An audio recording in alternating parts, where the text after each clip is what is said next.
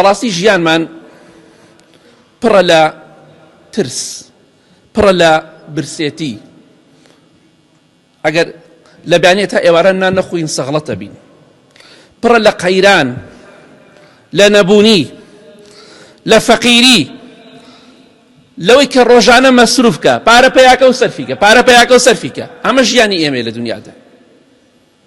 ڕۆژێ هەتا ڕۆژێ نیتە، ڕۆژێ حاڵت باشە، ڕۆژێ حاڵت باش نییە، ژەمێ نان نەخۆی پێتەوە دیارە.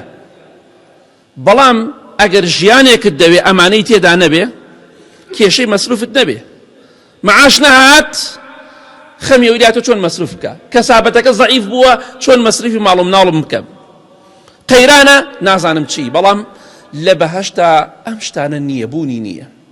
ئەو ژیانەی کە لەم شتانە دەتپارێزێ، یەک کێشەی مەسروفات و ڕزق و ڕۆزیت نییە، خواردن و خواردنەوەت نییە، قەیران ترسی قەیرانت نییە، ترسی وشکە ساڵیت نییە، ئەم شتانە هیچی ڕوونادا، ئەوە تەنها لە بەهەشتی خوادا هەیە.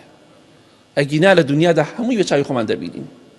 ئەگەر ئیش نەکەی یاخود مەعیشەتێک و کەسابەتێکت نەبێ، مەعاشێک و موچەیەکت نەبێ، پێتەوە دیارە بە خۆت و ماڵ و مناڵتەوە. بەڵام لە بەهەشتا ئەو شتانە پێویست نییە، هەموو شتێک بەلاش.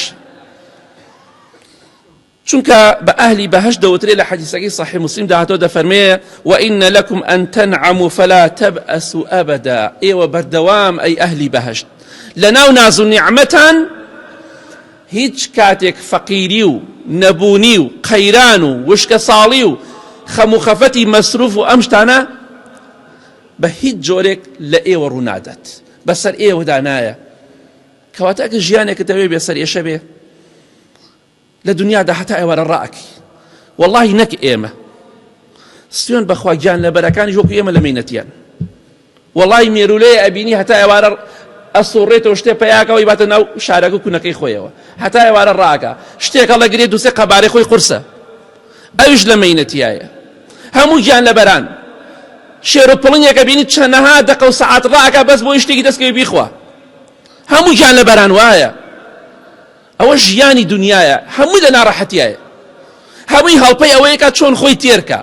بەڵام لە بەهەشتا ئەو شتانە نییە، یەک کێشە و مشکیلت نییە، هەموو شتێک بەلاش فری لە بەردەم تایە بۆ خۆت بیخۆ و بەبێ ئەوەی کە هیچ شتێک بترسیت.